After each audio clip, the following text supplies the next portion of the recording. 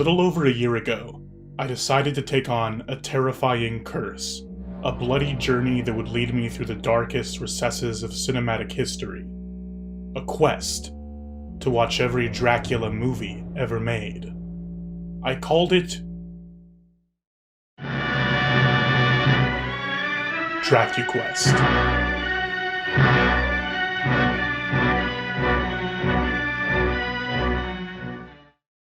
Last episode I talked about 10 really bad Dracula movies. This time, the movies are okay. Not good exactly, but okay. Let's talk about them.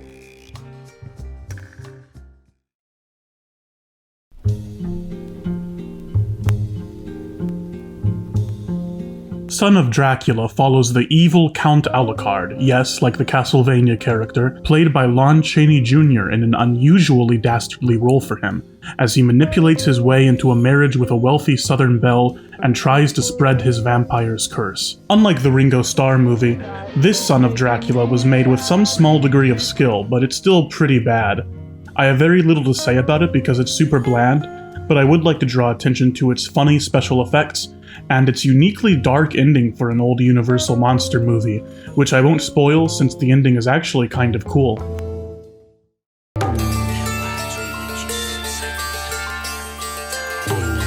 The master of Italian horror, Dario Argento, may have brought us Suspiria and other great movies, but he's been responsible for a lot of atrocities in his late career. But Dracula 3D is definitely among the worst. It's a pretty standard Dracula plot with Van Helsing, played by Blade Runner's Rutger Hauer, fighting to save Mina Harker from the clutches of Count Dracula. But the bizarre dialogue and uncanny line delivery make the movie feel surreal in a way that I might compare to films like The Room or Samurai Cop. Do you like what you see? I love what I see. Would you like to touch what you see? Yes, I would. Would you like to go out with me? Yes, I would.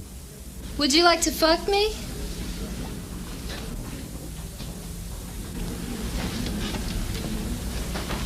Bingo. Well, then let's see what you've got. Doesn't interest me. Nothing there. Nothing there? Just exactly what would interest you? Something the size of a jumbo jet? Girls of her age have a tendency to be a bit too forward. He is mine! It definitely has the potential to be a so bad it's good movie, but I don't think anything interesting enough happens to elevate it to that level. Yes, the dialogue is funny, but the story isn't.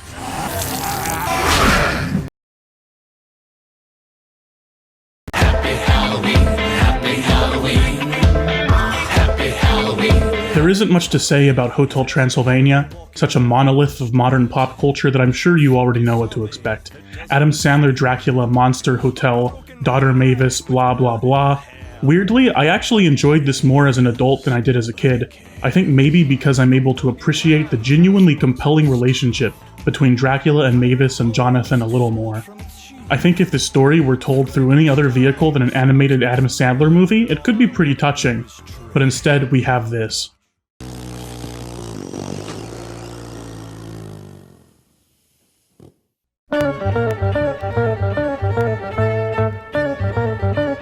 Dracula the Dark Prince is a very odd movie. Essentially, it's a generic high fantasy story that hits all the generic high fantasy story beats, but the big dark lord villain is Dracula. He doesn't do anything Dracula-like, but he is Dracula. He has an army of demons and is looking for a fantasy weapon plot MacGuffin, but he's Dracula. It's very odd.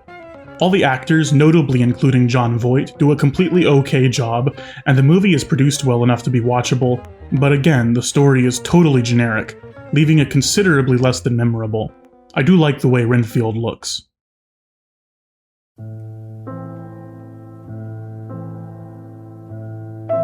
Produced by Andy Warhol, Blood for Dracula is at times beautiful and tragic, following a decrepit and dying Dracula in his desperate attempt to survive by relocating to find new virgin blood, while being thwarted by a communist revolutionary who refuses to let the old count claim any more victims. This Dracula is both fragile and grotesque, representative of an ancient ruling class losing its grip on society, struggling in its last violent death throes. But despite its compelling commentary and great villain, Blood for Dracula is irreparably marred by its horrible misogyny and voyeurism. Both the film and its protagonist are outrageously sexually violent, in ways that become increasingly hard to stomach as the film goes on. It's a shame because Blood for Dracula has so much potential, but instead it ends up feeling like nothing more than misogynistic sleaze.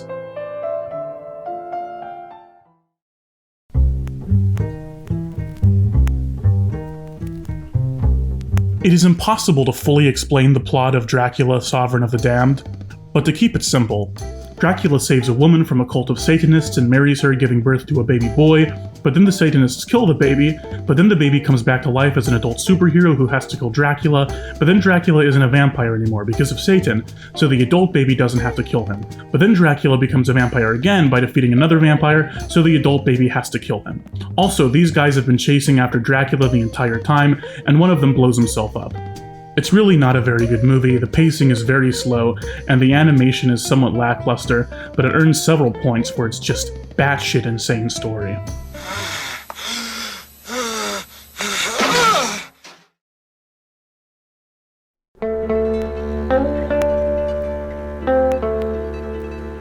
Yes, I know this is a Dracula TV show, not a Dracula movie. Grow up. BBC's Dracula starts out as a fairly straightforward Dracula adaptation, but gradually expands to follow the life of Dracula across different eras. I'm sorry I don't have much to say about this, it's a pretty average miniseries. I think I'd like it more if it wasn't needlessly and infuriatingly convoluted like everything else that Moffat and Gatiss make. It's also like aggressively edgy, and not in a fun, self-aware way.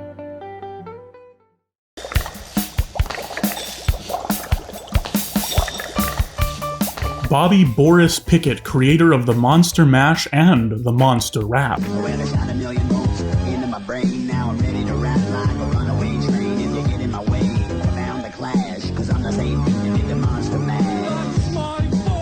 Is back, this time with a musical about a young couple who seek refuge at a creepy estate with several eccentric guests, including an impotent werewolf, an adulterous Dracula, his jealous bride, an Elvis-impersonating mummy, and Dr. Frankenstein, who want to put the young man's brain in his monster. The jokes are bad and the songs are worse, but I don't think this movie is completely terrible. There's definitely some amount of ironic enjoyment to be taken from the embarrassingly bad music, acting, etc. And, I mean, it's a Dracula musical. Who cares? I've got everything that I desire. I should be a satisfied vampire. After all, I'm the count they adore. Still nothing stirs my blood anymore. I've got those old infinity, immortality, all eternity blues.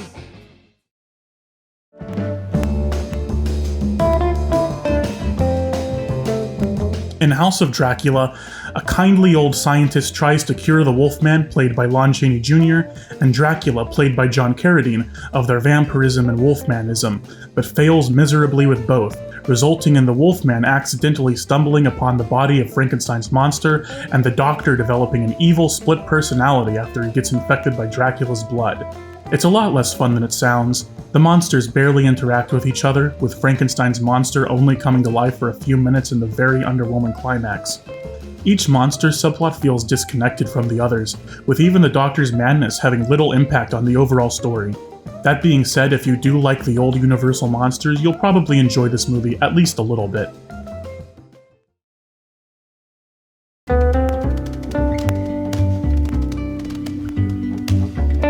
Produced by David Lynch. And I love factories, and I love nude women. Nadja is a queer experimental art house film about the daughter of Dracula who struggles to find meaning in a modern world after Van Helsing, played by Peter Fonda, kills her dad. The plot from there is somewhat convoluted, but the basic rundown is that Nadja falls in love with a disgruntled housewife and begins working her vampire magic on her, while Van Helsing tries to track her down so he can destroy Dracula's corpse. It's a very interesting film, and I think worth watching for a unique experience, but a lot of it feels uninspired, with the more artsy bits lacking any sort of purpose. In other words, it goes through the motions of an art house film without having any sense of passion to justify it. It also plays with some interesting queer themes, but ultimately doesn't say anything substantive with them. Still, I think there is something positive to be said about how Nadja effectively creates this moody, melancholy tone, almost like film noir. Definitely the best movie on this list so far.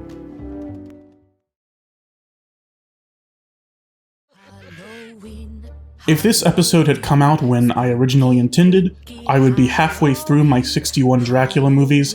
However, it took me a lot longer to make this than I planned, and I have watched many Dracula movies since then. I am now up to 70-something, so, yeah, more of these movies. A lot more bad ones, especially. But I hope you enjoyed this spooky, kooky video. If you've seen any of these movies, let me know what you thought about them in the comments. And tune in next episode to see me talk about 10 more movies. I will try to throw in some of the bad movies from lower in the ranking that I have watched since then, but I'm not entirely sure how I'll do this. But yes. Thank you for watching my show! Well, I shot a million volts into my brain. Now I'm ready to rap like a runaway train. If you get in my way, found the clash. Cause I'm the same beat that did the monster mash. That's my boy! Shake my body. So I invited the zombies, creeps and ghouls, and turned them into rapping fools. Drac woke up from his nap, said, "Teach me how to monster rap. You gotta shock the body, shock the body, shock the body, shock the body.